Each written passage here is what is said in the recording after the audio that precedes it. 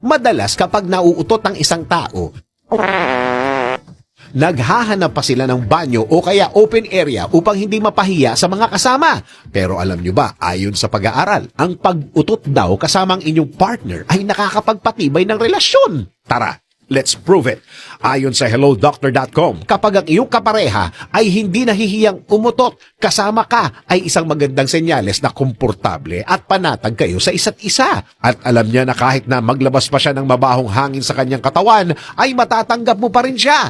Ang gawaing ito ay makakatulong upang mas lalong maging tapat at eksklusibo ang inyong relasyon. Dagdag pa sa University of Exeter sa United Kingdom na ang pag-amoy sa utot ng inyong partner ay may health benefits, gaya ng matutulungan ka nito na magkaroon ng longer life sapagkat ang amoy ng utot ay may hydrogen sulfide na karaniwang natatagpuan sa amoy ng bulok na itlog. Ipinaliwanag ng mga researchers na ang pag-amoy nito ay mainam na pantaboy sa cancer, stroke at heart attack at mabisa itong panlaban sa demensya.